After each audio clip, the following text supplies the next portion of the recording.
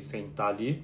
Eu acredito que isso aqui fica como um clube do livro aí, para quem não tem esse tempo e nem a concentração. Hoje as pessoas estão muito ansiosas, então elas não conseguem pegar um livro e ler e ficar ali parado vendo. Então, ter alguém para ler, e isso acontecia há 2.000 anos atrás, até quando foram escritos esses livros, não tinha, as pessoas nem sabiam ler.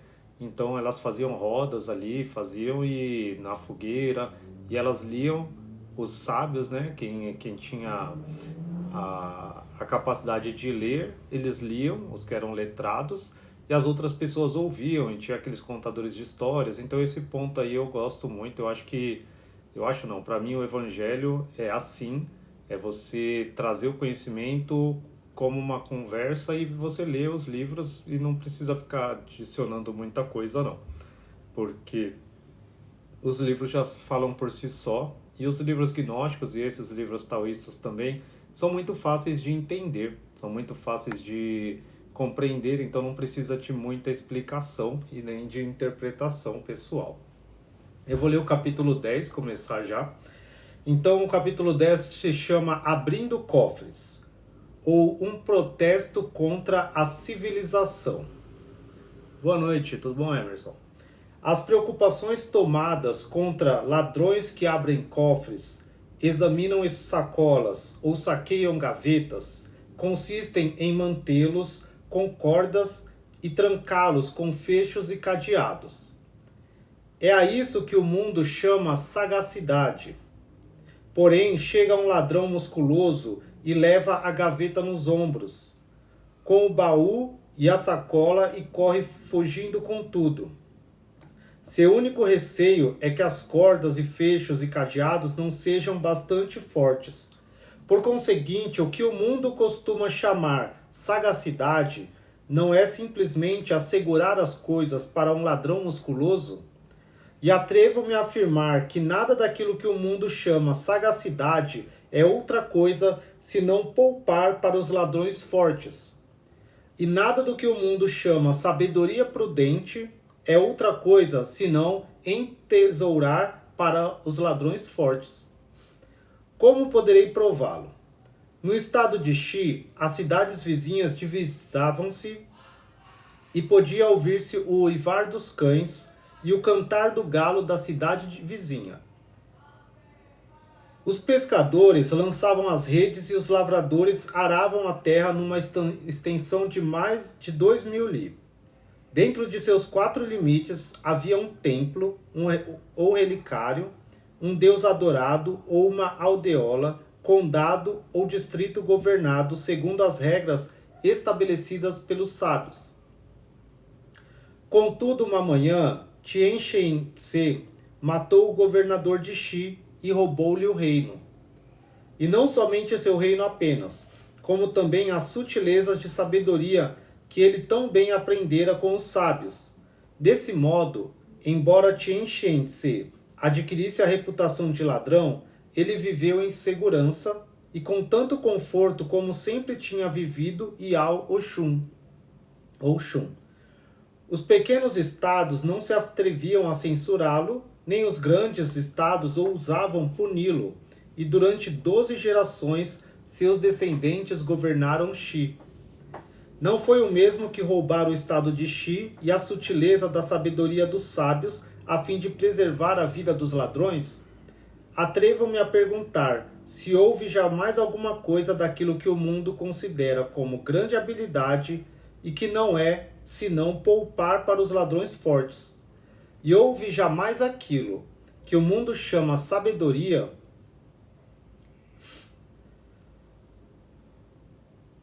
prudente que não fosse amontoar para os ladrões fortes. Como poderei provar isso? Há muitos séculos Lung Feng foi decapitado, Pican foi estripado, Xuang Hung foi esquartejado, Tse lançado às ondas. Todos esses 4 eram homens de saber. Porém não puderam impedir suas mortes por castigo. Um aprendiz do salteador Shen fez a seguinte pergunta: há então tal princípios morais entre os ladrões? Diga-me se há alguma coisa onde não exista tal. replicou Xê. Há o caráter sábio dos ladrões, pelo qual a presa é localizada, a coragem de ir em primeiro lugar e o cavalheirismo de sair por último, a habilidade de calcular o sucesso e a bondade na divisão equitativa dos saques. Jamais houve ainda um grande salteador que não possuísse essas 5 qualidades. Jamais houve ainda, e é evidente, portanto, que sem os ensinamentos dos sábios, os homens bons não poderiam conservar suas posições, e sem os ensinamentos dos sábios, o salteador Xê não alcançaria seus fins. Desde que os homens bons são poucos e os maus formam a maioria, o bem que os sábios fazem ao mundo é pequeno, e é grande o mal. Portanto, já se disse, se os lábios se revirassem, os dentes esfriariam. Foi a pouca densidade dos vinhos de Lu que motivou o cerco de Rantã. Quando os sábios se erguem, aparecem os ladrões de toda espécie. Oprima os sábios e deixe os ladrões em liberdade, e então o império ficará em ordem. Quando a fonte para, os barrancos secam, e quando a elevação rui, os abismos se enchem de terra. Quando os sábios morrem, os ladrões não se mostram, mas o império descansará em paz. Por outro lado, se os sábios não fugirem precipitadamente, tampouco os ladrões decairão. Tampouco se você dobrar o número de sábios com o qual governará o império, fará mais do que dobrar os lucros do salteador Xê. Se as fangas e os quartos de fanga são usados para medidas, os quartos de fanga e as fangas serão roubadas também, juntamente com o arroz. Se as balanças são usadas para pesar, poderão também ser roubadas juntamente com os bens. Se os talhes e os selos são usados por boa fé, as talhas e os selos serão roubados também. Se a caridade e o dever são usados como princípios morais, a caridade e o dever serão roubados também. Como assim? Roube um gancho e será pendurado num gancho. Roube um reino e será feito duque. Os ensinamentos de caridade e dever ficam nos domínios do duque. Não é verdade, pois, que são ladrões da caridade, do dever e da sabedoria dos sábios? Assim acontece que os que seguem os caminhos do roubo são promovidos a príncipes e duques. Os que se sujeitam a roubar caridade e dever junto com medidas, balanças, talhas e selos, podem ser dissuadidos de obter alguma recompensa, com título oficial e com uniforme, mas não desanimam com medo dos aguçados instrumentos de castigo. Tal fato, duplicando os lucros dos salteadores, como Xê, e tornando possível livrar-se deles, é a culpa dos sábios. É culpa dos sábios. Portanto, foi dito, os peixes devem ser deixados na água.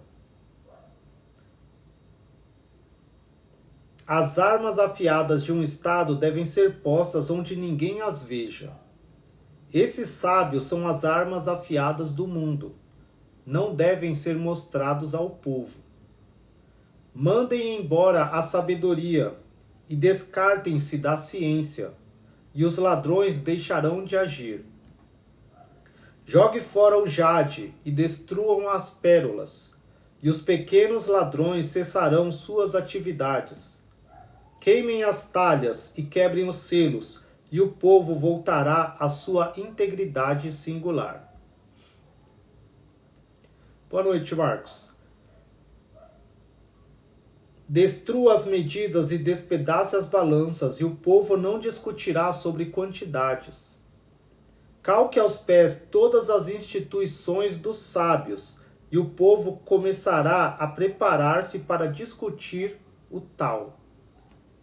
Misture os 6 diapasões, entregue as chamas às flautas e os instrumentos de corda, tape os ouvidos do cego, Shikuang, e cada homem conservará seu próprio sentido de audição. Ponha fim às decorações, confunda as 5 cores, colhe os olhos de Li Shu e cada homem conservará seu próprio sentido de visão. Destrua arcos e réguas, ponha fora esquadros e compassos, dê uma pancada forte nos dedos de Chuí, o artífice, e cada homem usará sua habilidade natural. Donde o ditado, a grande habilidade aparece como falta de arte. Ponha fim às atividades de Tseng e Shi, tape as bocas de Yang Shu e Motse, descarte-se da caridade e do dever, e a virtude do povo chegará à unidade mística. Se cada homem guardar seu próprio sentido da vida, Se cada homem guardar seu próprio sentido de visão, o mundo fugirá de ser queimado. Se cada homem conservar seu próprio sentido de audição, o mundo escapará de embaraços. Se cada homem conservar sua inteligência, o mundo escapará de confusão. Se cada homem conservar a própria virtude, o mundo evitará desviar-se do caminho verdadeiro.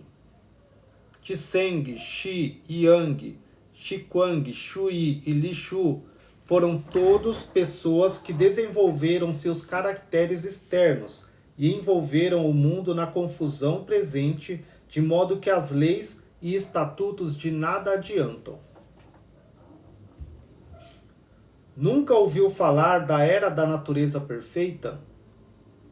Nos dias de Yongsheng, Tating, Puhuang, Shuyin, Lilu, Lishu e Xianshu, o povo dava nós para fazer cálculos, apreciavam os alimentos, embelezavam as vestes, viviam satisfeitos com seus lares e achavam prazer em seus hábitos.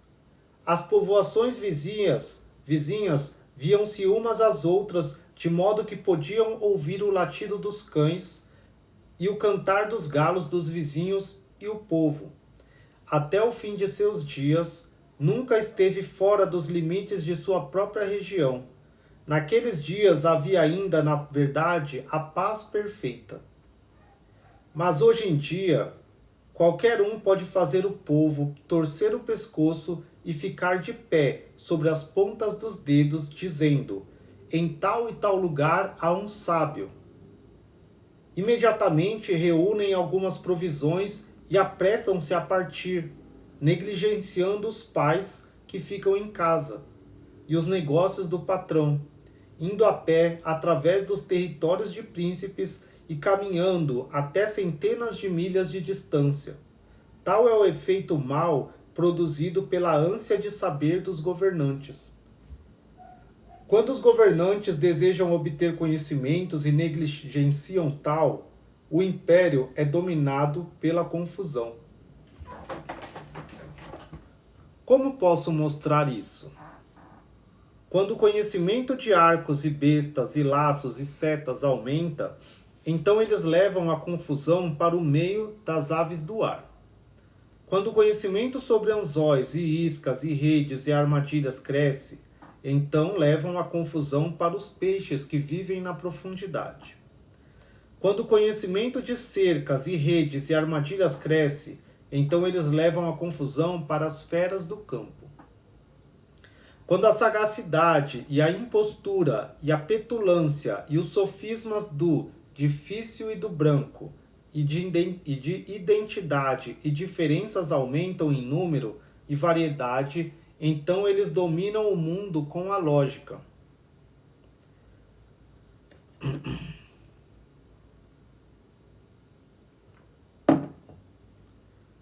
Por isso que há sempre o caos no mundo, e o amor ao saber está sempre na base.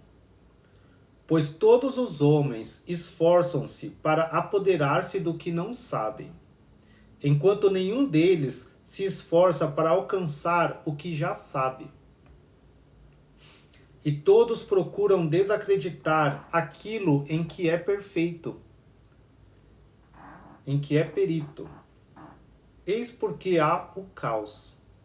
Assim, acima de nós, o esplendor dos corpos celestes ofusca-se. Embaixo, o poder da terra e da água consome-se, ao passo que no meio a influência das 4 estações é anulada. Não há um verme delgado que se mova na terra, ou um inseto que voe no ar, que tenha perdido sua natureza original. Tal é, na verdade, o caos do mundo causado pela ânsia de saber. Deste modo, desde o tempo das 3 dinastias até agora tem sido assim. Os simples e os que não têm culpa são postos de lado. Os espertos e os perspicazes têm sido exaltados. A inação tranquila deu lugar ao amor da disputa. E a disputa só é bastante para lançar o caos sobre o mundo. Esse livro foi escrito há quase 3.000 anos, 2.500 anos, e fala da mesma coisa que a gente vive hoje, infelizmente ainda. E acho que hoje é pior ainda, né?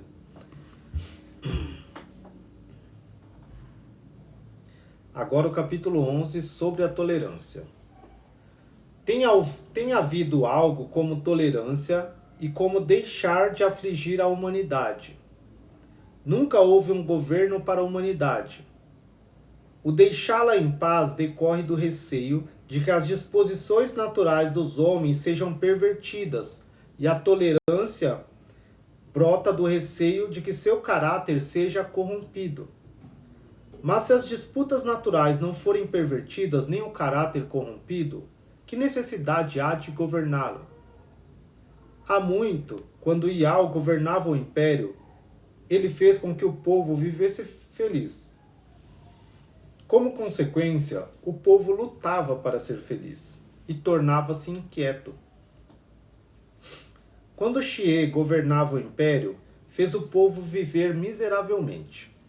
Como consequência, o povo considerava a vida um fardo e vivia descontente.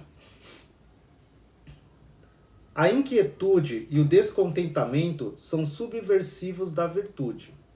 E sem virtude, jamais tem existido o que chamamos estabilidade.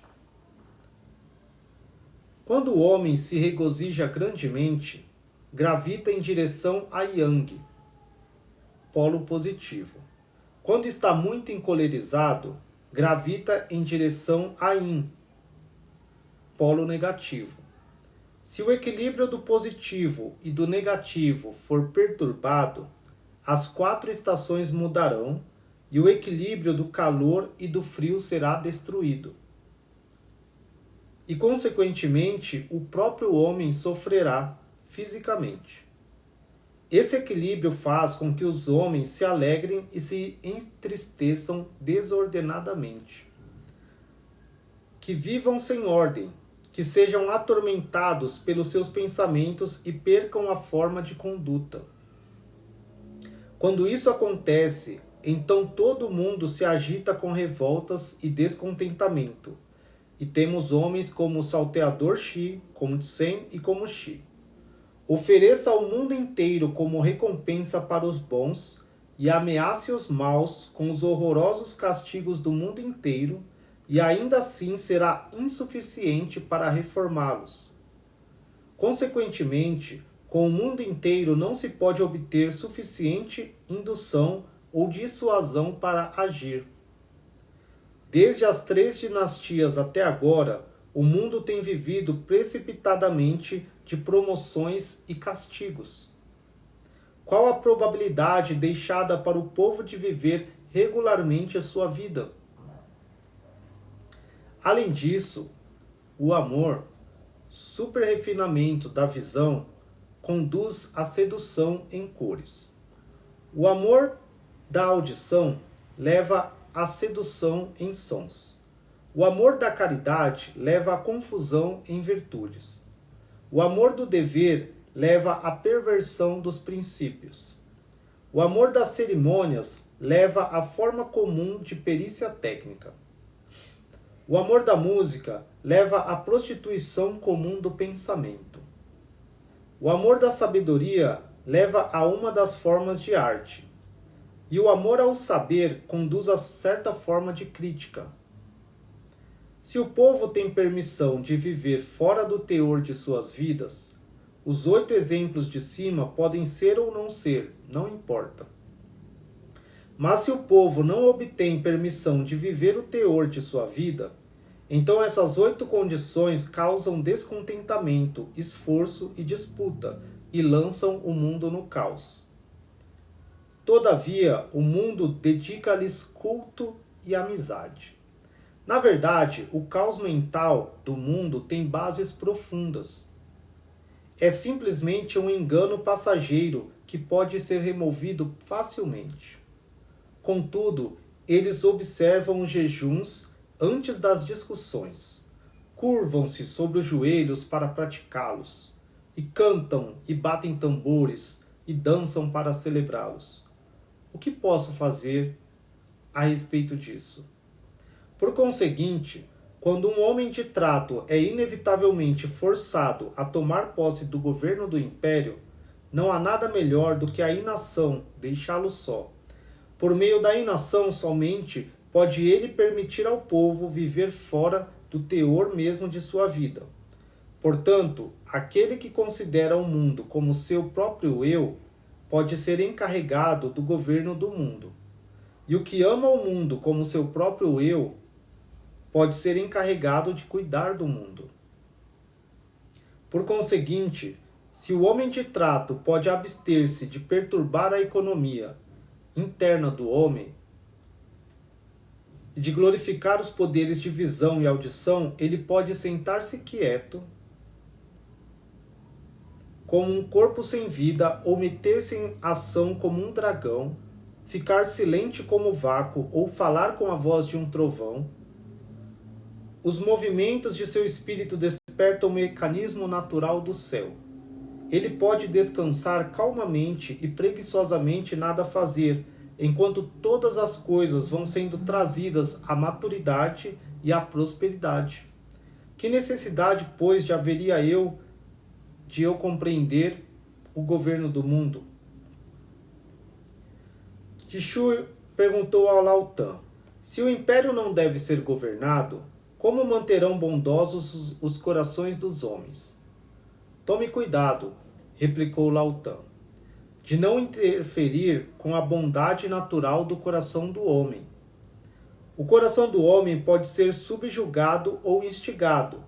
Em cada um desses casos, o resultado é fatal. Por meios gentios, o coração mais empedernido pode ser abrandado, mas tentar cortá-lo e poli-lo será fazê-lo cintilar, como fogo, ou gelar como gelo. Num piscar de olhos, ele ultrapassará os limites dos 4 mares. Em repouso, fica profundamente quieto. Em movimento, voa aos céus. Tal como um cavalo indomável não pode ser mantido no freio, tal é o coração humano. Há muito tempo passado, o Imperador Amarelo interferiu pela primeira vez na bondade natural do coração do homem, por meio da caridade e do dever. Em consequência, Yao e Shun gastaram os cabelos das pernas e a carne dos braços, esforçando-se para alimentar os corpos de seus súditos. Torturavam a economia interna do povo a fim de sujeitá-lo à caridade e o dever.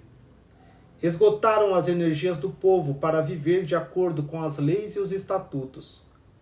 Mesmo assim, não foram bem-sucedidos.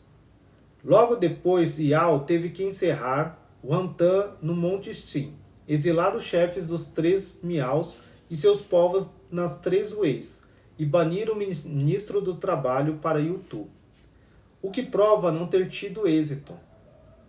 Quando na época dos 3 reis o império estava num estado de fomento, entre os homens maus contavam-se Xie e Xie. Entre os bons, Tseng e Xi. Pouco a pouco os confucionistas e motzenistas apareceram. E então começou a confusão entre a alegria e a cólera, o engano entre os simples e os espertos e a recriminação entre os virtuosos e os viciosos. A calúnia entre os honestos e os mentirosos, e a ordem no mundo entrou em colapso. Quando a grande virtude perde sua unidade, as vidas dos homens malogram-se. Quando há uma ansiedade pela posse de conhecimentos, os desejos do povo sempre além de suas possibilidades. A coisa imediata é inventar machados e serras, matar pelas leis e estatutos, desfigurar por meio de cinzéis e sovelas. O império ferve com descontentamento e atribuem a causa desse descontentamento aos que interferiram na natureza, na bondade natural do coração do homem. Em consequência, os homens virtuosos procuram refúgio nas cavernas das montanhas, enquanto os governadores dos grandes estados sentam-se trêmulos nos salões de seus ancestrais. Depois, quando os homens mortos jazem empilhados uns sobre os outros, quando os prisioneiros em cangas comprimem-se em multidão, e criminosos condenados são vistos por toda parte, então os confessionistas e moticionistas movem-se de um lado para o outro e enrolam as mangas no meio de grilhões e cadeados. Ai de nós! Eles não sabem o que é vergonha, nem tampouco sabem o que é enrubescer. Enquanto eu puder dizer que a sabedoria dos sábios não é a que aperta as cangas, e que a caridade do coração e o dever para o vizinho de cada um não são fechos para grilhões, como poderei saber que Seng-Shi não são as setas simbilantes anunciadoras de ladrões Xie. Portanto disse, abandone a sabedoria e separe-se do conhecimento, e o império descansará em paz. O imperador amarelo ocupou o trono durante 19 anos, e suas leis dominavam todo o império. Ouvindo dizer que Quang Tse estava vivendo no monte Kuchung, foi até lá vê-lo e disse: disseram-me que o Senhor está de posse do tal perfeito. Permite-me perguntar-lhe qual é a essência desse tal perfeito. Desejo obter a essência do universo para assegurar boas colheitas e alimentar meu povo. Gostaria também de controlar os princípios de Yin e Yang, para satisfazer a vida de todas as coisas viventes. O que está me perguntando, replicou Quan Chi, é simplesmente a borra das coisas. O que você deseja controlar são fatores desintegrados. Desde que o império vem sendo governado por você, as nuvens têm se desfeito em chuva antes de estarem pesadas. A folhagem das árvores tem caído antes de ficar amarela. E o brilho do sol e da lua tem empalidecido constantemente. Você tem a superficialidade de espírito de um tagalera fútil. Como, pois, acha-se digno de falar do tal perfeito? O imperador amarelo retirou-se, resignou ao trono, construiu para si uma cabana solitária e deitou-se na palha pura. Durante 3 meses ficou em reclusão e em seguida foi ver novamente Quang Tse. Esse último estava deitado com a cabeça virada para o sul. O imperador amarelo aproximou-se de rastos sobre os joelhos, beijou 2 vezes o solo e disse: disseram-me que tem a posse do tal perfeito. Posso perguntar-lhe como pôr em ordem a vida de uma pessoa de modo que ela possa viver vida longa? Chuang Tzu deu pulo sobressaltado. Bela pergunta, na verdade, exclamou. Venha e falar-lhe-ei sobre o tal perfeito. A essência do tal perfeito é profundamente misteriosa. Sua magnitude perde-se na obscuridade. Nada ver, nada ouvir, conserve o espírito em quietude, e seu corpo se conservará segundo sua vontade. Fique tranquilo, seja puro, não fatigue seu corpo, não perturbe sua essência vital, e viverá eternamente. Pois seus olhos nada veem, e os ouvidos nada ouvirem, e a mente nada a pensar, seu espírito permanecerá em seu corpo, e o corpo viverá para sempre. Desse modo, preze o que tem em seu íntimo, e conserve fora o que está fora, pois muito saber é uma maldição. Então levá-lo-ei à morada da grande luz, para chegar ao platô do Yang absoluto. Levá-lo-ei pela porta do grande desconhecido, ao platô do Yin absoluto. O céu e a terra têm suas funções separadas. O Yin e o Yang têm suas raízes escondidas. Cuide cuidadosamente do corpo, e as coisas materiais prosperarão por si mesmas. Eu guardo o único original e descanso em harmonia com as exterioridades. Desse modo, tenho sido capaz de viver esses 1200 anos e meu corpo não envelhece. O imperador amarelo beijou 2 vezes o chão e disse: certamente Xuanzi é Deus. Venha, disse Xuanzi, eu lhe direi. Isso é eterno, e no entanto, todos os homens o julgam mortal. Isso é infinito, e no entanto, todos os homens o julgam finito. Os que possuem o meu tal são príncipes nesta vida e governantes na outra vida. Os que não possuem o meu tal avistam a luz do dia nesta vida e tornam-se torrões de terra na outra vida. Hoje em dia, todas as coisas que vivem nascem do pó e ao pó volvem. Mas eu o levarei através dos portões da eternidade para vaguear nas grandes selvas do infinito. Minha luz é a luz do sol e da lua. Minha vida é a vida do céu e da terra. Antes de mim, tudo era nebulosa. Depois de mim, tudo será trevas, o desconhecido. Os homens podem morrer todos, porém eu durarei para sempre. Quando Nuvens Gerais estava em viagem para o Oriente, passou pelo meio dos galhos de Fuyao, árvore mágica, e encontrou-se por acaso com a grande nebulosa. Essa última estava dando palmadinhas nas coxas e pulando de um lado para o outro. Quando Nuvens Gerais a viu, parou como se tivesse perdido e ficou quieta, dizendo: quem é você, velha? E o que está fazendo aqui? Andando à toa, respondeu Grande Nebulosa, continuando a dar palmadinhas nas coxas e a pular. Queria perguntar-lhe uma coisa, falou Nuvens Gerais. Pronunciou Grande Nebulosa. Os espíritos do céu não estão em harmonia, disse Nuvens Gerais. Os espíritos da terra foram suprimidos e as 6 influências do tempo não trabalham juntas e as 4 estações não mais se mostram regulares. Desejo misturar a essência das 6 influências e nutrir todos os seres vivos. O que devo fazer? Não sei, bradou Grande Nebulosa, sacudindo a cabeça enquanto continuava a dar palmadinhas nas coxas e a pular. Assim, Nuvens Gerais não insistiu na pergunta. Boa noite, Nádia, minha amiga, tudo bem?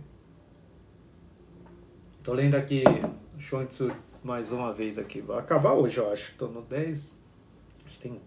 Tá acabando já.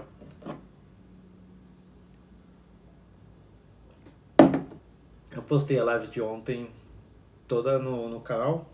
E aqui no TikTok também. Agora dá pra postar vídeo com 60 minutos. Aí eu dividi em 60 e 30. 2 pedaços. Mas quero ver quem tem paciência de assistir, né? De ler. Gente, eu gosto tanto de mim, gente. Agora eu vou trazer pra vocês o narcisismo do Anderson. Eu gosto tanto de mim porque eu faço essas lives. Aí depois eu tô postando, aí eu fico vendo eu mesmo falando e fico, nossa, como você é inteligente, meu Deus, nossa, como você fala, como você... E eu fico aprendendo, porque eu gosto de ouvir os livros na voz dos robôs, né, no aplicativo que eu tenho, @voice, é a mulher que leu lá o livro. Aí eu fico na minha voz, parece que tem gente que não gosta da própria voz quando ouve, eu gosto. Eu gosto de tudo em mim. Até eu me acho bonitinho. Aí eu fico lá ouvindo e vendo, eu falo, caramba, aí eu consigo ver, eu faço a live pra vocês e depois eu fico vendo pra aprender comigo mesmo, entendeu? Então eu não tô fazendo pra vocês não, eu tô fazendo pra mim, pra que depois eu aprenda comigo mesmo. E é legal, porque quando eu ensino, eu aprendo mais, porque eu já li muitas vezes, mas a melhor forma de você aprender é ensinando. É muito engraçado isso. Na empresa a gente faz curso, né? E sempre falam, né, que a forma você aprende ensinando, aprende na aula, aprende lendo, mas trocando experiência você aprende muito mais. E eu acho isso muito legal, e essa é uma verdade. Então, e se vocês quiserem participar, vocês podem mandar mensagem aí, pergunta o que tiver dúvida aí, porque senão eu esqueço.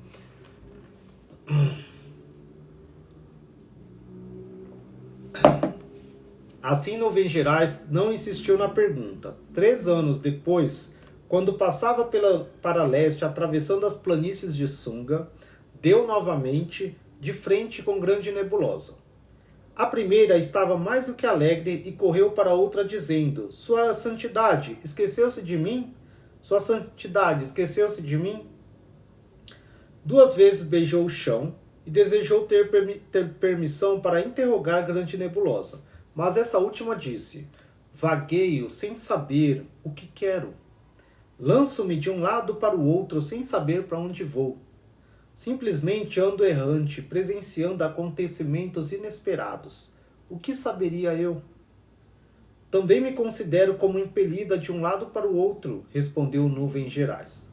Mas o povo segue meus movimentos. Não posso fugir ao povo. E o que faço os homens seguem com atenção.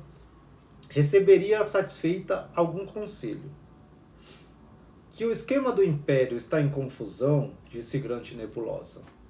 Que as condições da vida são violadas, que o desejo do céu escuro não foi atendido, que as feras dos campos estão dispersas, que os pássaros no ar gritam à noite, que a geada cai com violência sobre as árvores e a relva, que a destruição se dissemina entre as coisas que rastejam. Isso, ai de nós, é culpa dos que governam os outros. É verdade, tornou Nuvens Gerais, mas o que devo fazer? Ah, exclamou Grande Nebulosa, fique quieta e vá para casa em paz. Não tem sido muitas as vezes em que tornou Nuvens Gerais, eu tenho me encontrado com sua santidade, muito satisfeita receberia seus conselhos. Ah, falou Grande Nebulosa, alimente seu coração. Descanse em inação, e o mundo se reformará por si. Esqueça seu corpo e ponha de lado a inteligência. Desobrigue a mente e livre o espírito. Faça-se vácuo e dispa-se da alma.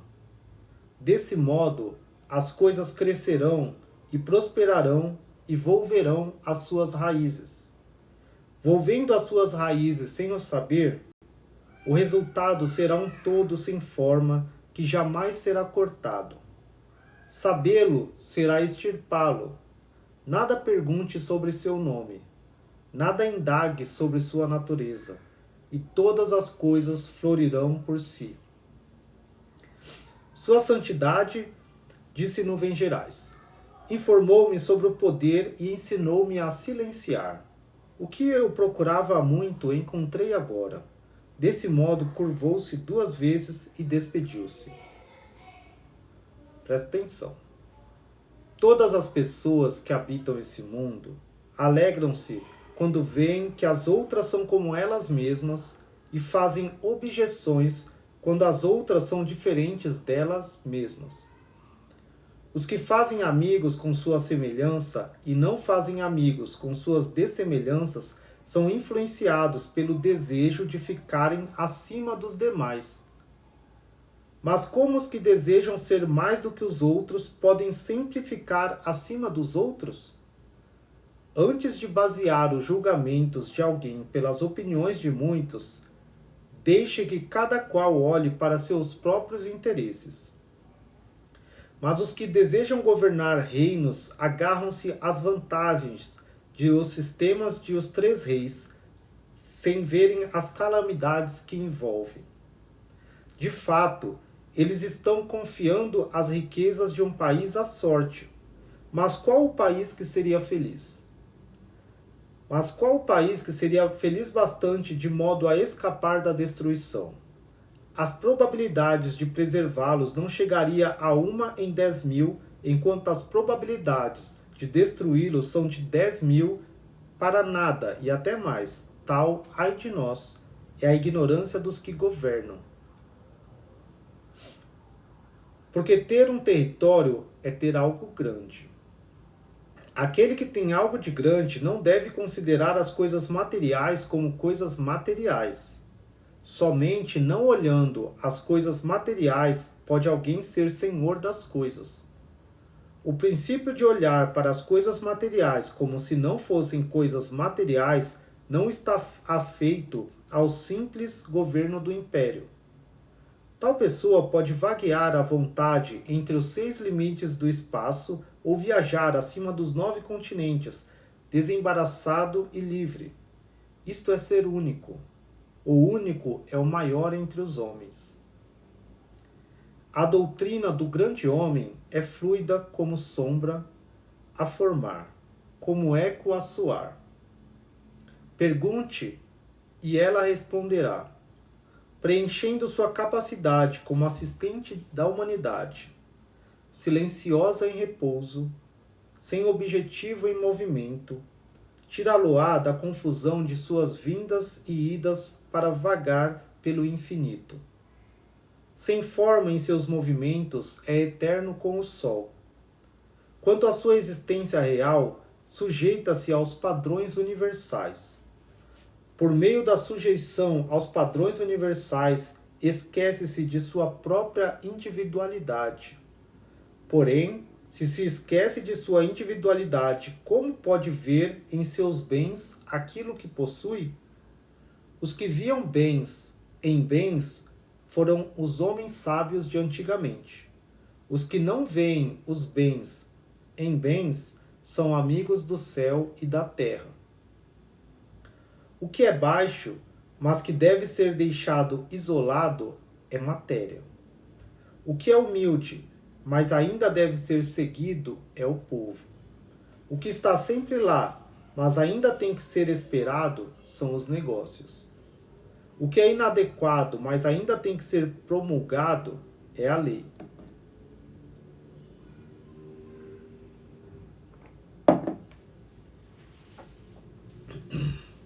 O que é estranho a tal, mas ainda exige nossa atenção, é o dever. O que é inclinação, mas precisa ser alargado, é a caridade. O vulgar, mas precisando ser engrandecido, eis a cerimônia. Contida interiormente, mas precisando ser elevada, é a virtude. Único, mas não ser sem modificação, eis tal. Espiritual, contudo sem ser desprovido de ação, eis Deus. Portanto, o sábio ergue os olhos para Deus, mas não se oferece para ajudar. Aperfeiçoa a virtude, mas não se envolve. Guia-se por tal, mas não faz planos. Identifica-se com a caridade, mas não confia nela. Desempenha seus deveres para com os vizinhos, mas não estabelece armazém com eles. Corresponde à cerimônia sem evitá-la. Empreende negócios sem fazê-los decair e distribui a lei sem confusão. Confia no povo e não o menospreza. Acomoda-se ao assunto e não o ignora. As coisas não são dignas de serem esperadas. Contudo, é preciso de esperá-las. Aquele que não compreende Deus não será um puro de caráter. Aquele que não tem clara apreensão de tal não se saberá onde começar. E naquele que não é iluminado por tal, ai dele na verdade. Então, o que é o tal? Há o tal de Deus e há o tal do homem. A honra, por meio da inação, provém do tal de Deus. O embaraço, por meio da ação, provém do tal do homem. O tal de Deus é fundamental. O tal do homem é acidental. A distância que os separa é grande. Que todos nós prestemos atenção a isso. Capítulo 12. O céu e a terra. Tsukung foi para Shu, ao sul, e voltando para o estado de Shin, passava pela margem meridional do rio Hang, quando viu um homem encorpado trabalhando numa lavoura de legumes de um acre. Descia ele num poço como um jarro, depois subia e irrigava a plantação. Parecia dar o sangue no trabalho sem alcançar grande benefício com seus esforços. Existe um mecanismo para fazer isso, disse Tsukung. E com ele você poderia irrigar 100 acres num dia. Não exige muito esforço e traz grande vantagem. Não gostaria de ter um desses? O jardineiro ergueu-se e fitou. Como é que funciona? É uma máquina feita de madeira, pesada numa das extremidades, leve na outra, puxa a água para cima com uma caneca, muita água, tanto que jorra para fora como se estivesse fervendo. Chama-se cegonha. O jardineiro fez uma careta e depois disse sorrindo. O meu mestre costumava dizer: onde houver máquinas, haverá problemas mecânicos. Onde houver problemas mecânicos, o mecânico penetrará nos corações e nas mentes do povo. Quando os corações e as mentes do povo se tornarem mecânicos, o que é puro e simples se estragará. Sem o puro e o simples, o espírito não conhece o repouso. E se o espírito não conhece o repouso, nem mesmo o tal pode fazer você progredir. Não é que eu não conheça a sua máquina, mas ficaria envergonhado se a usasse. 17. Inundações outonais. No tempo das inundações outonais, uma centena de cursos d'água despejava-se no rio. Esse engrossava suas águas lodosas de modo que era impossível diferenciar uma vaca de um cavalo desde que ficassem na margem oposta ou nas ilhotas. Então o espírito do rio riu de alegria, achando que toda a beleza da terra estava reunida nele. Corrente abaixo, ele viajava em direção ao oriente, até chegar ao Mar Norte. Ali, olhando bem para leste, não vendo limite para aquela vastidão, principiou a mudar de pensar. E ao lançar os olhos pelo oceano, suspirou e disse ao Mar Norte: Io. Um provérbio comum diz que aquele que já ouviu muitas verdades crê que ninguém se iguala a ele. Fui um desses. Antigamente, quando ouvia as pessoas caluniando o saber de Confúcio ou depreciando o heroísmo de Poí, eu não acreditava. Mas agora, depois de olhar sua vastidão, ai de mim! Se não tivesse chegado até sua morada, teria tido para sempre um sorriso de desprezo para os que têm grande ilustração. A isso Mar Norte, Io, o espírito do oceano, replicou: você não pode falar de oceano a um sapo das fontes, porque ele tem por limite o lugar onde mora. Não pode falar de gelo a um inseto do verão, porque ele é limitado pela vida curta que tem. Não pode falar de tal a um pedagogo, porque é limitado por seus conhecimentos. Porém, agora que você emergiu da esfera estreita em que vivia e já viu o grande oceano, reconhecendo sua própria insignificância, posso falar-lhe dos grandes princípios. Não há porção d'água sob o dossel do céu que seja maior do que o oceano. Todos os cursos d'água desaguam nele sem cessar, e, no entanto, ele não transborda. Está sendo continuamente esgotado pelo podão de baixo e, contudo, jamais esvazia. A primavera e o outono não trazem mudanças. As inundações e a seca são igualmente desconhecidas. E assim ele é imensuravelmente superior aos simples rios e correntes d'água. No entanto, jamais me atrevi a jactar-me disso, pois me tenho em conta. Entre as coisas que se moldam no universo e recebem vida de Yin e do Yang, de um seixo ou uma arvorezinha sobre uma enorme montanha, apenas tenho consciência plena de minha própria insignificância. Como posso ficar convencido e jactar-me de minha grandeza? Os 4 mares não são em comparação com o universo uns buracos de formiga num pântano?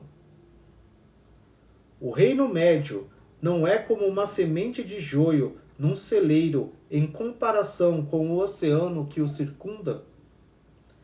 O homem não passa de uma pequena coisa entre a miríade de coisas criadas. E de todos os que habitam os 9 continentes, vivem dos frutos da terra com o oceano que o circunda. O homem não passa de um só indivíduo.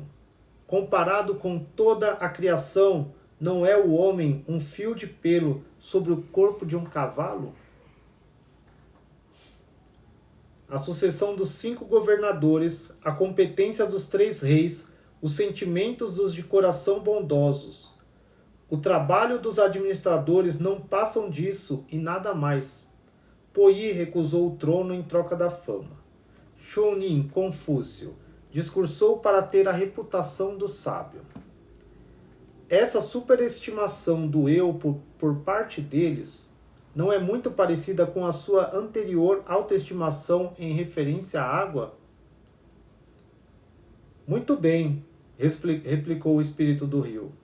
Devo então considerar o universo tão grande e o fio de cabelo tão pequeno? Absolutamente, declarou o espírito do oceano. As dimensões têm limites. O tempo é infinito. As condições não são constantes. Os termos não são definitivos. Assim, o homem sábio olha para o espaço e não considera o pequeno como muito pequeno, nem o grande como muito grande, pois ele sabe que não há limite para dimensões. Volta os olhos para o passado e não se lamenta do que já passou há muito, nem se alegra pelo que está mais perto, pois sabe que o tempo não tem fim. Investiga a plenitude e a decadência e, portanto, não se rejubila caso seja bem-sucedido, nem se lamenta se falha, pois sabe que as condições não são constantes. Aquele que apreende claramente o esquema da existência não se regozija sobre a vida, nem se aflige pela morte, pois sabe que os termos não são os últimos. O que o homem sabe não é para comparar-se com o que ele não sabe. O tempo de sua existência nada é, comparado com o tempo de sua não existência. Esforçar-se para exaurir o infinito por meio do infinitesimal necessariamente o torna confuso e infeliz. Como, pois, pode alguém ser capaz de dizer que um fio de cabelo é o neo plus ultra da pequenez e que o universo é o neo plus ultra da grandeza? Os dialéticos do dia, replicou o espírito do rio, dizem todos que o infinitesimal não tem forma e que o infinito está além da medida. É verdade? Se olharmos para o grande do ponto de vista do pequeno, disse o espírito do oceano, não podemos alcançar seu limite. E se olharmos para o pequeno do ponto de vista do grande, ele decepciona a nossa vista. O infinitesimal é a subdivisão do pequeno. O colossal é a extensão do grande. Nesse sentido, os dois caem em categorias diferentes. Isso se baseia na natureza das circunstâncias. Ora, a pequenez e a grandeza pressupõem forma. Ora, a pequenez e a grandeza pressupõem forma. O que não tem forma não pode ser dividido por números, e o que fica acima de medida não pode ser medido. A grandeza de qualquer coisa pode ser motivo de discussão e a pequenez de qualquer coisa pode ser imaginada mentalmente. Mas o que não pode ser nem um tópico de discussão, nem mentalmente imaginado, não pode ser considerado como tendo grandeza ou pequenez. Por conseguinte, o homem verdadeiramente grande não injuria os outros, e não se crê caridoso e misericordioso. Ele não procura ganho, porém não despreza os servos que o fazem. Não luta pela riqueza, porém não dá grande valor à sua modéstia. Não pede auxílio de ninguém, mas não se orgulha de sua autossegurança. Nem despreza os ambiciosos. Age diferentemente da multidão comum, mas não dá grande valor em ser diferente ou excêntrico. Nem porque age com a maioria, despreza os que lisonjeiam alguns. Os títulos e os proveitos do mundo não lhe são motivo de alegria.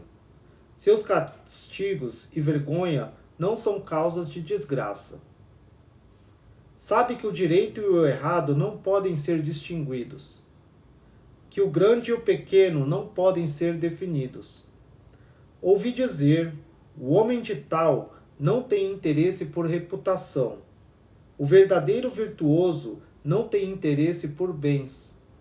O verdadeiramente grande ignora-se a si mesmo. Eis o mais alto grau de disciplina. Oi, boa noite, Andréa, minha amiga, tudo bem? Terminando aqui o livro Os Escritos de Chuang Tzu. Ai, tô cansado já. Sextou. Tá bem? Demorou pra entrar aí, mas depois eu vou colocar a gravação aí, que agora dá pra colocar vídeo de 60 minutos aí no TikTok. Agora me segurem com todos os livros. Vou colocar todos os livros da Bíblia Gnóstica lá. Coloquei hoje do Apocalipse de Pedro inteiro. Já 3 minutos, mas depois eu vou colocar os Ostrianos, os outros, tudo inteiro lá. Quem quiser que leia. Tá dormindo, mulher? Tá certo. Já acorda muito cedo, né? Quem tá aí? Nádia, Andréia. A Nádia tá aí, firme e forte, amiga. Ai. Não, esse livro aqui tava numa parte boa. Você perdeu bastante, viu? Ficar dormindo. Nem imaginou que eu ia fazer numa sexta, né? Mas é muito bom essa parte. Eu vou até ler essa parte de novo aqui, porque eu gosto dela e é bom que eu aprendo também, e aí você aprende também. Essa parte relativa das coisas, da grandeza das coisas, é muito legal quando eles falam. Isso aqui é o Espírito do Rio. Você leu o livro do Chuang Tzu? Eu te mandei, né? Se olharmos para o grande do ponto de vista do pequeno, disse o Espírito do Oceano, não podemos alcançar seu limite. E se olharmos para o pequeno do ponto de vista do grande, ele decepciona a nossa vista. O infinitesimal é a subdivisão do pequeno, o colossal é a extensão do grande. Nesse sentido, os dois caem em categorias diferentes. Isso se baseia na natureza das circunstâncias. Ora, a pequenez e a grandeza pressupõem forma. Aí eu vou passar para a parte aqui. Por conseguinte, o homem verdadeiramente grande não injuria aos outros e não se crê caridoso e misericordioso. Ele não procura ganhos, porém não despreza os servos que o fazem. Não luta pela riqueza, porém não dá grande valor à sua modéstia. Não pede auxílio de ninguém, mas não se orgulha de sua autossegurança, nem despreza os ambiciosos. Age diferentemente da multidão comum, mas não dá grande valor em ser diferente ou excêntrico. Nem porque age com a maioria, despreza os que lisonjeiam alguns. Os títulos e os proveitos do mundo não lhe são motivo de alegria. Seus castigos e vergonha não são causa de desgraça. Sabe que o direito e o errado não podem ser distinguidos, que o grande e o pequeno não podem ser definidos. Ouvi dizer, O homem de tal não tem interesse por reputação. O verdadeiro virtuoso não tem interesse por bens. O verdadeiramente grande ignora-se a si mesmo. Eis o mais alto grau de autodisciplina. Estou precisando ser assim, gente. A gente tem que aprender a ser assim. Tem que melhorar muito. Quando eu li esse livro, eu fico, gente, eu tenho que melhorar muito.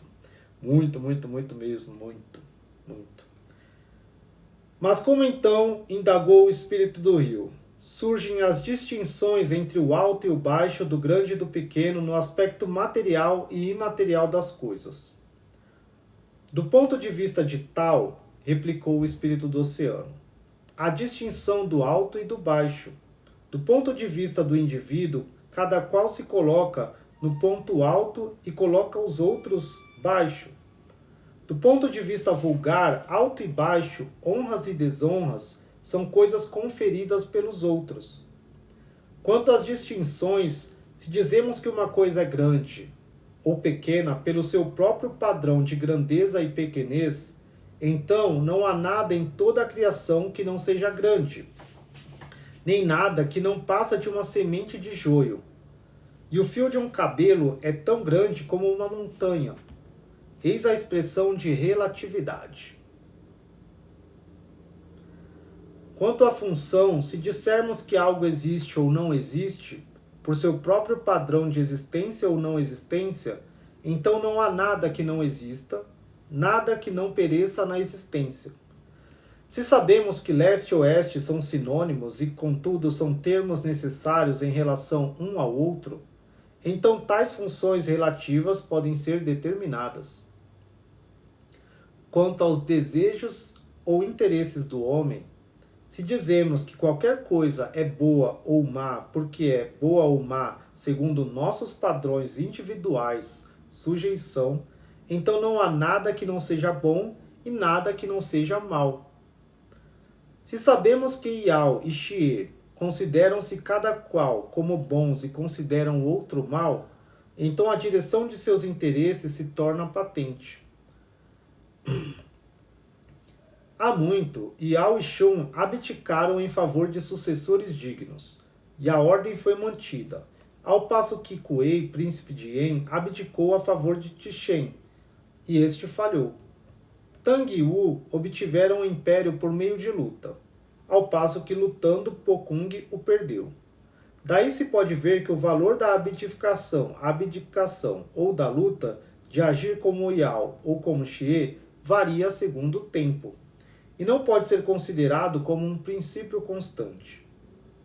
Os troncos grossos de madeira, com uma cabeça de carneiro em ferro na ponta, podiam pôr abaixo uma muralha, mas não podiam reparar uma brecha.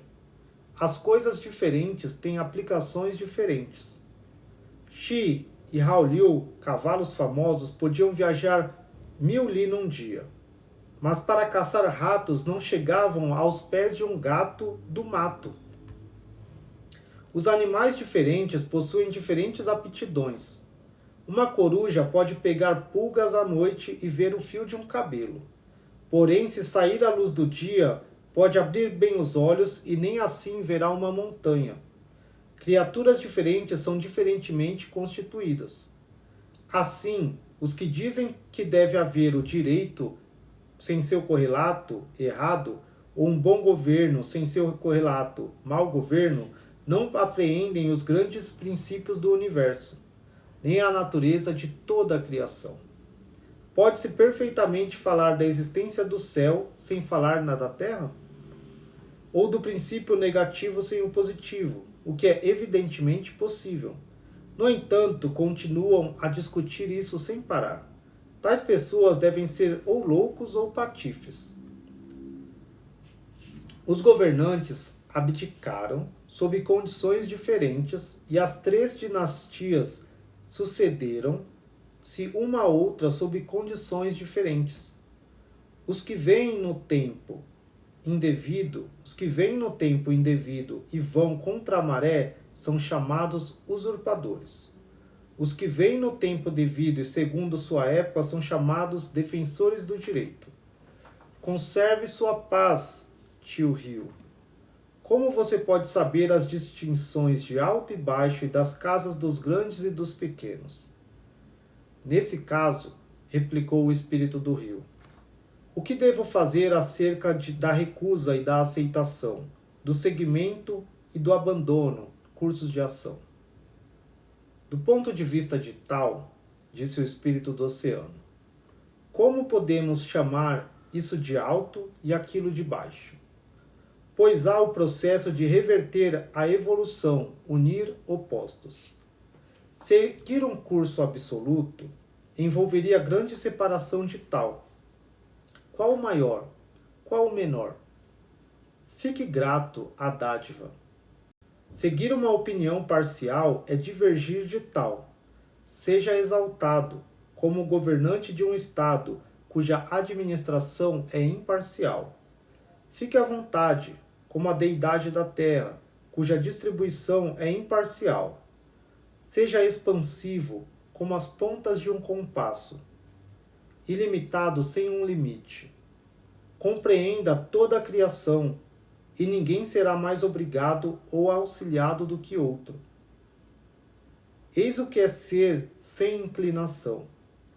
E todas as coisas sendo iguais, como alguém afirmará que isso é longo e que aquilo é curto? Tal não tem começo nem fim. As coisas materiais nascem e morrem, e não se tem fé em seu desenvolvimento. O vazio e o cheio alternam-se e suas relações não são fixas.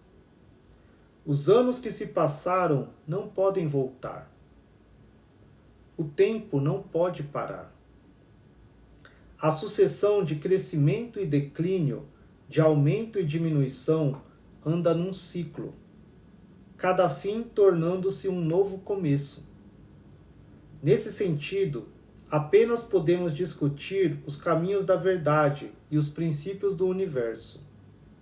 A vida das coisas passa como um impetuoso cavalo a galope, transformando-se a cada volta, cada hora. O que deve alguém fazer ou o que não deve fazer? Deixe os ciclos de as transformações passarem por si mesmas. Nesse caso, disse o espírito do rio, qual é o valor de tal?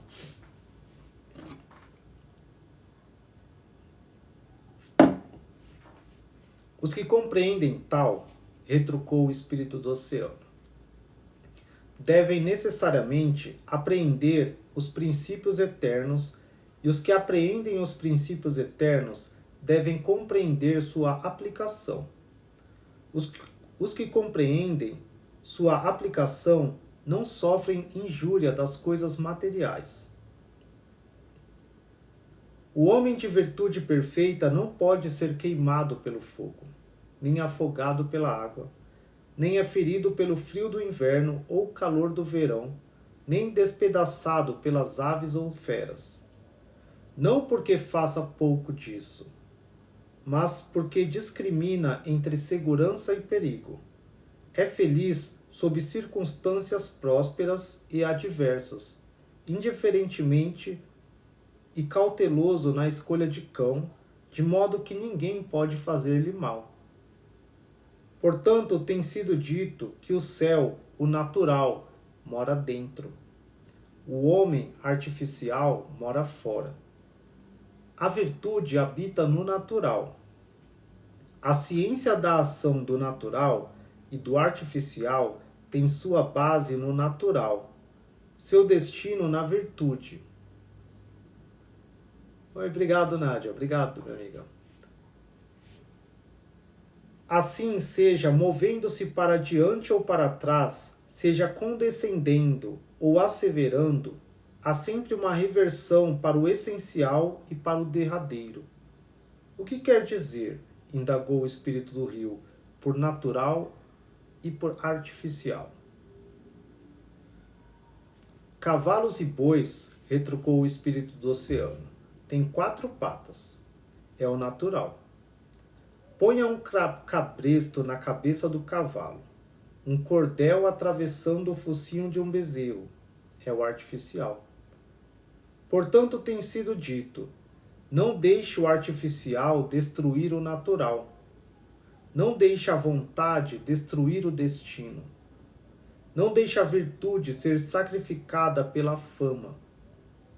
Observe cuidadosamente esses preceitos, sem uma falha, e desse modo reverterá a verdade. O coelho inveja a centopeia. A centopeia, a cobra. A cobra inveja o vento. O vento inveja os olhos, e os olhos invejam a mente. Disse o coelho à centopeia: eu salto de um lado para o outro numa perna só, mas não lá muito bem. Como consegue dirigir todas as pernas que tem? Eu não dirijo, replicou a centopeia. Já viu a saliva? Quando é expelida, as gotas grandes são do tamanho de pérolas e as pequenas lembram as gotículas da neblina. Caem ao acaso em número incontável. Desse mesmo modo, move-se o meu mecanismo natural, sem que eu saiba como fazer para movê-lo. A centopeia disse à cobra: com todas as minhas pernas, não me movo tão depressa quanto você sem nenhuma. Como pode ser isso? O mecanismo natural de cada um, respondeu a cobra. Não é coisa que se possa mudar. Que me adiantariam as pernas? A cobra disse ao vento: eu caminho movimentando a espinha dorsal, tal como se tivesse pernas. Ora, você que parece não ter forma, vem, assim mesmo, zunindo lá do Mar Norte para deitar as coisas por terra lá no Mar Sul. Como faz? É verdade, replicou o vento, que eu faço o que você diz. Ninguém é capaz de exceder-me. Posso despedaçar árvores enormes e destruir grandes edifícios. Só a mim foi dado esse poder. Entre as menores derrotas que infligi, venci a grande vitória. E vencer uma grande vitória é poder dado apenas aos sábios. Quando Confúcio visitou Kuang, os homens de Sung o cercaram. Apesar disso, ele prosseguiu sem parar, cantando acompanhado por sua guitarra. Como se explica, mestre, indagou Tselo, que esteja tão alegre? Venha cá, replicou Confúcio, e eu lhe direi. Durante muito tempo não quis admitir processos, mas em vão. O destino está contra nós. Durante muito tempo procurei o sucesso, mas em vão. Ainda não chegou a hora.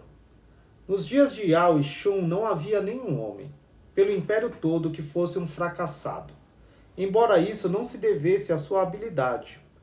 Nos dias de Xie e Shou não havia nenhum homem por todo o império que fosse um sucesso, embora isso não fosse devido à sua estupidez. Eram as circunstâncias as culpadas. Viajar por água sem medo de serpentes marinhas e dragões, eis a coragem do pescador. Viajar por terra sem medo dos búfalos selvagens e dos tigres, eis a coragem dos caçadores. Quando as espadas brilhantes se cruzam, olhar a morte como se olha a vida, eis a coragem do guerreiro. Saber que o fracasso é o destino e que o sucesso é a oportunidade, e continuar sem receio algum em tempos de grandes perigos, eis a coragem do sábio. Pare de desunir, Yu. Meu destino já foi determinado pelo céu. Pouco tempo depois, o capitão das tropas veio e pediu desculpa, dizendo: pensamos que fosse Yang Nu, foi por isso que o cercamos. Descobrimos que nos tínhamos enganado, por conseguinte ele se desculpou e retirou-se. Kung Sun Lung disse a Mo Tiwei: quando eu era jovem, estudava os ensinamentos dos mais velhos. Quando cresci, compreendi a moral da caridade e do dever.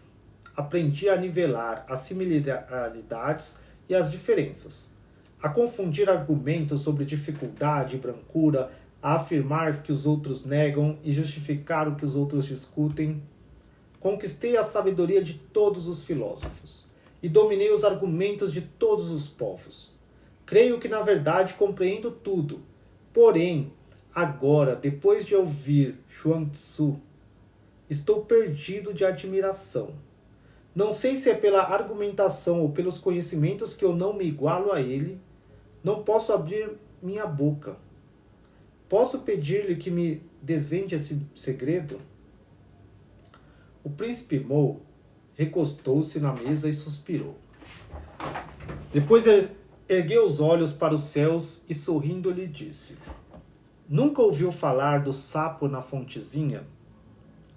O sapo disse à tartaruga do mar oriental: Que vida boa a minha! Pulo até a ribanceira que cerca a fonte e vou descansar no buraco de alguns tijolos.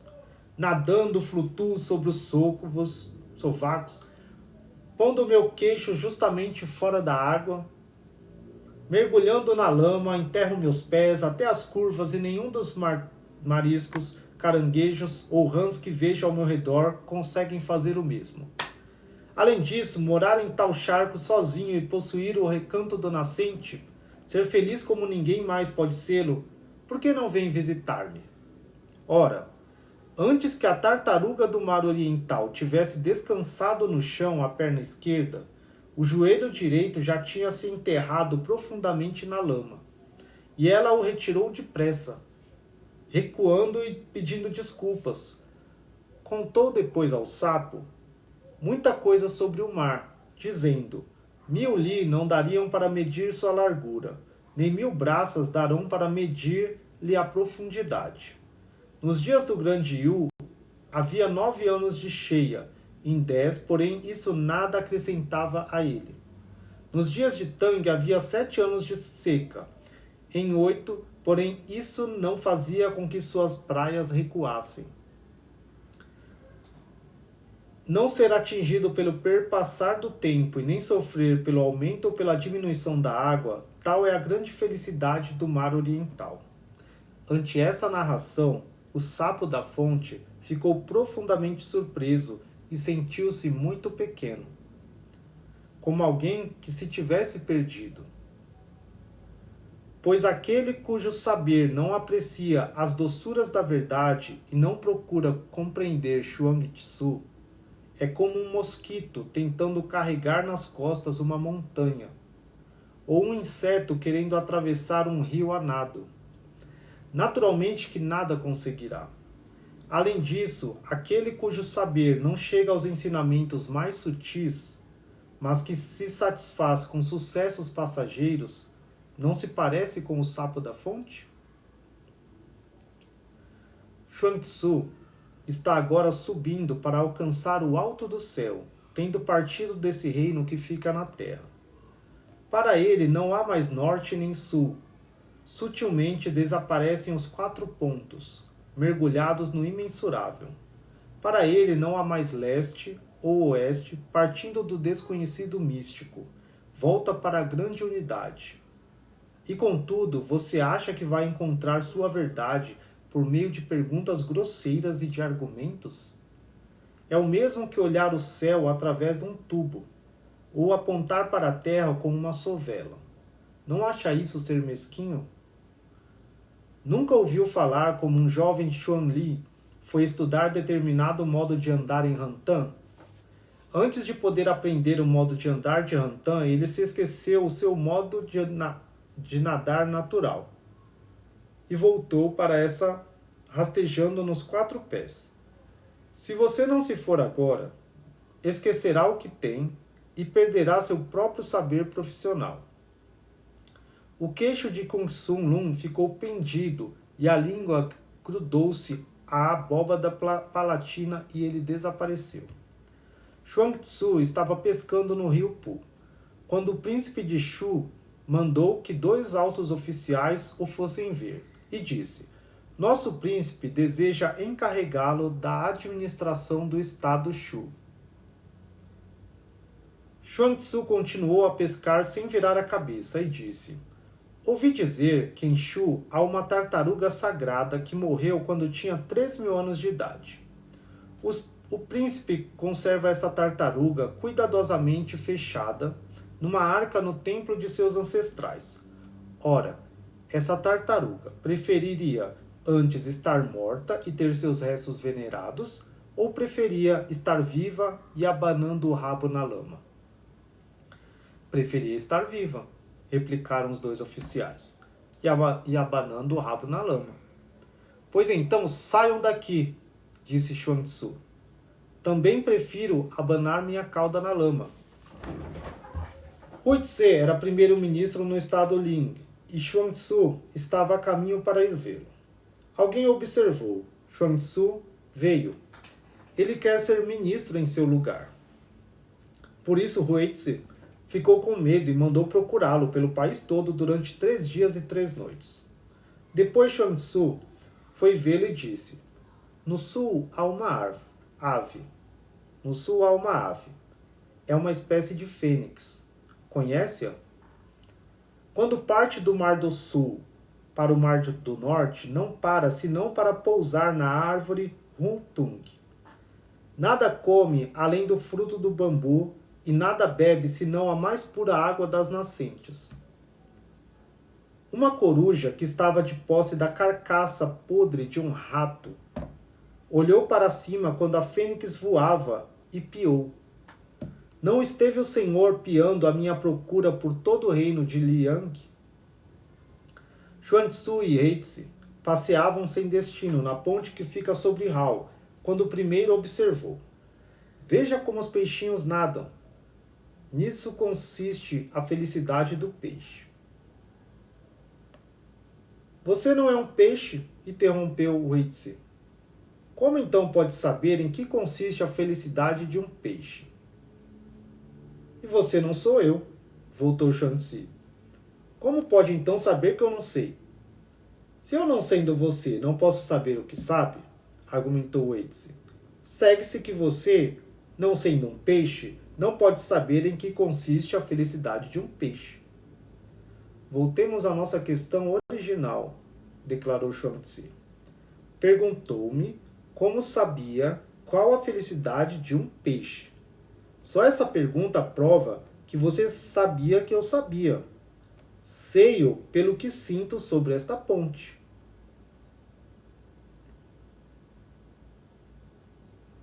Acabou. Esse é o livro Os Escritos de Chuang Tzu. Muito legal, né? Então agora vocês aprenderam. Se vocês chegaram nesse conhecimento sutil, vocês alcançaram muita coisa mais do que milhares de pessoas no mundo inteiro. Vocês são abençoados. Porque esse conhecimento ele é incrível. Então é o que Jesus fala. Então fica muito mais claro agora de entender o que Jesus fala. O Salvador disse: toda a natureza, todas as formações, todas as criaturas existem umas nas outras. E com as outras, e serão resolvidas novamente em suas próprias raízes. Pois a natureza da matéria está resolvida apenas nas raízes de sua própria natureza. Quem tem ouvidos para ouvir, ouça. Evangelho de Maria Madalena, hein? Pedro disse-lhe: já que nos explicaste tudo, diga-nos também, Senhor, qual é o pecado do mundo?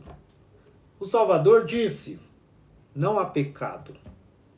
Mas é você quem comete pecado quando faz coisas que são semelhantes à natureza do adultério, o que é chamado de pecado.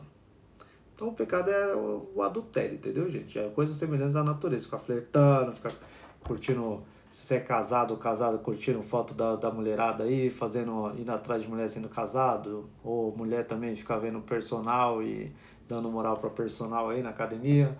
É a única coisa, mas o resto, usar saia, sair, conversar com as pessoas, isso não é pecado, gente. Então, desculpe aos que gostam das regras, das leis, das doutrinas aí.